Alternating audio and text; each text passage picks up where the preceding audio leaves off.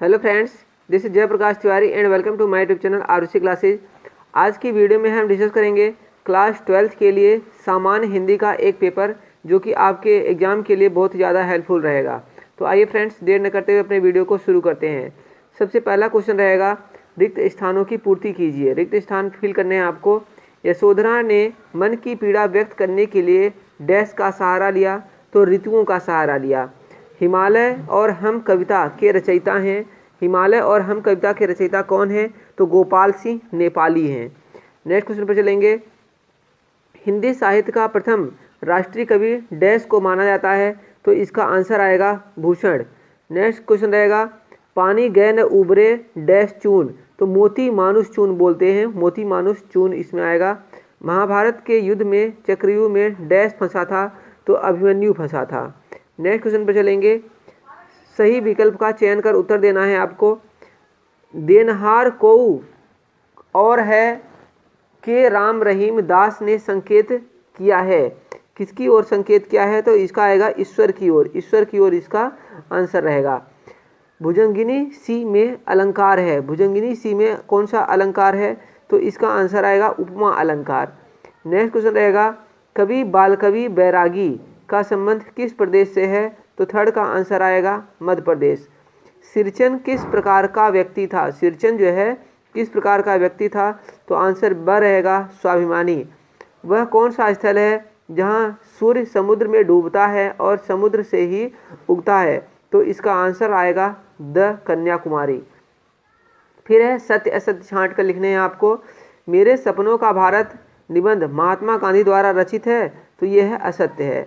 फिर शुक्ल युग का विकास 1920 से 1940 ईस्वी है, सही है। अर्थ की दृष्टि से वाक्य के 6 भेद होते हैं, तो असत्य है। अंबु का पर्यायवाची जल है, तो सही है।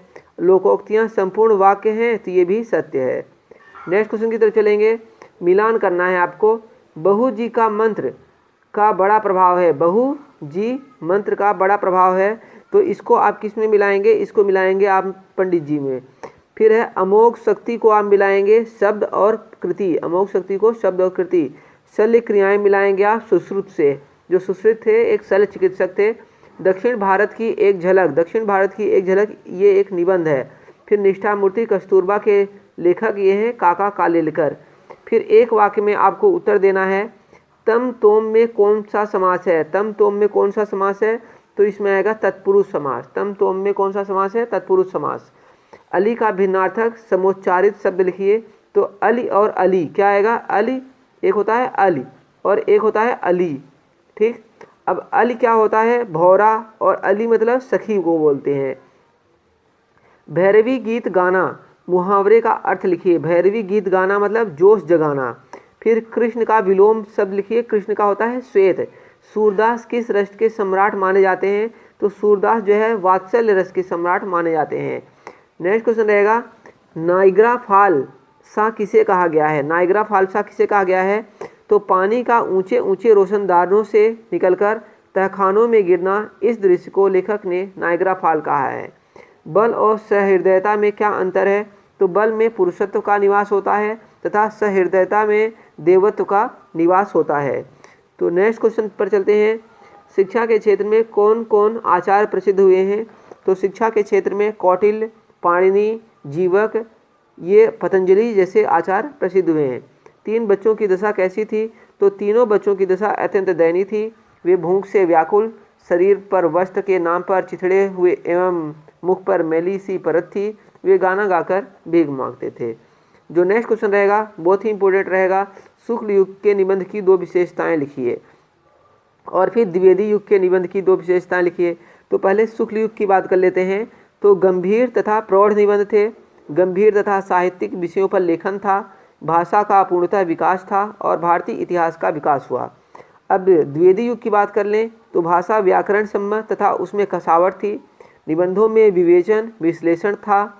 शिल्पगत शैलियों का विकास एवं ज्ञान विज्ञान से संबंधित उच्च स्तरीय निबंध थे। फिर आप अगला क्वेश्चन देख रहे हैं, निबंध के भेद लिखिए। भारतेंदु युग के 4 निबंधकारों के नाम लिखिए। तो भारतेंदु युग के निबंधकारों के नाम मैं आपको बता देता हूँ। भारतेंदु युग के निबंधकार रहेंगे भारतेंदु हरिश्चंद्र जैसे हो गए, प्रताप नारायण मिश्र हो गए, बालकृष्ण भट्ट हो गए, बद्री नारायण प्रेमधन हो गए। तो इस तरीके का आप आंसर लिख सकते हैं। अब समास विग्रह करके समास का नाम लिखना है। यथाशक्ति मतलब शक्ति के अनुसार, और यह है अव्ययभाव समास। त्रिभुवन मतलब तीन भुवनों का समूह, त्रिभुवन मतलब तीन भुवनों का समूह, और ये द्विगु समास हुआ। मंत्री पुत्र, मंत्री का पुत्र, ठीक है, और ये तत्पुरुष समास है। चतुर्भुज, चार हैं भुजाएं जिसकी, तो इसको हम बोलते हैं बहुब्रीहि समास। फिर शुद्ध करके लिखना है, अशुद्ध वाक्यों को शुद्ध कीजिए, इस तरीके का आपको पेपर में आता है। उसने सभा में भाषण दिया, तो इसको आप क्या लिखेंगे, उसने सभा में भाषण दिया। शब्द केवल संकेत मात्र होते हैं, तो शब्द संकेत मात्र होते हैं, इस तरीके से आपने लिखना है। देशभक्तों को भारी सम्मान मिलता है, तो देशभक्तों को बहुत सम्मान मिलता है। ठीक फ्रेंड्स, अगला सवाल देख सकते हैं आप क्वेश्चन कि निम्नलिखित वाक्यों में परिवर्तन कीजिए। जो इसके आगे जो लिखे हैं संयुक्त वाक्य, सरल वाक्य, संदेहात्मक वाक्य, इनमें इसको चेंज करना है। फिर है मुहावरे का अर्थ, भगीरथ प्रयत्न करना। क्या है, भगीरथ प्रयत्न करना, मतलब भगीरथ का नाम आपने सुना होगा, उन्होंने बहुत प्रयास किया था, तो इसका मतलब होता है अत्यधिक प्रयास करना, बहुत ज़्यादा प्रयास करना। फिर है दुंदुभी बजाना, मतलब प्रसन्न होना। फिर है दांत काठी रोटी, दांत काठी रोटी मतलब घनिष्ठता, प्रगाढ़ प्रेम। फिर चौथा तिल तिल कर जलना, तो घुटकर रह जाना। अब वाक्य में प्रयोग आप अपने आप कर सकते हैं इसको। फिर रहेगा अलग अलग अर्थ बताते हुए वाक्य प्रयोग करना है। जैसे अंक को बोलते हैं गोद बोलते हैं, गिनती बोलते हैं। काल को क्या बोलते हैं, समय और मृत्यु बोलते हैं। वर्ण को रंग और अक्षर बोलते हैं। अर्क को सूर्य और रस भी बोलते हैं। तो आप इस तरीके से फिर इनका भी जो है वाक्य प्रयोग कर सकते हैं। फिर जो आप 16वां क्वेश्चन देख रहे हैं, कवि ने सच्चा मित्र किसे कहा है, सच्चे मित्र की कोई दो विशेषताएं लिखिए। नेक्स्ट क्वेश्चन रहेगा, इसी तरीके के आप भी क्वेश्चन देख सकते हैं, आप इनको अच्छे से तैयार करें। अब मैं आपको दिखाता हूं कि यहाँ पर निबंध वगैरह कौन से आते हैं, ठीक है, वो आपको काफ़ी हेल्पफुल रहेंगे। आप उसी तरीके के निबंध तैयार कीजिए, आपको पेपर में कोई ना कोई मिल जाएगा। जैसे कि आप देख सकते हैं, साहित्य और समाज, कंप्यूटर एक मानव मस्तिष्क, फिर है आतंकवाद एक ज्वलंत समस्या, और फिर भारतीय समाज में नारी का स्थान, विज्ञान का जीवन पर प्रभाव। इस तरीके के निबंध आपसे पूछे जाते हैं, तो आप इनको जरूर तैयार करें। Okay friends, thank you for watching this video. मिलेंगे नेक्स्ट वीडियो में।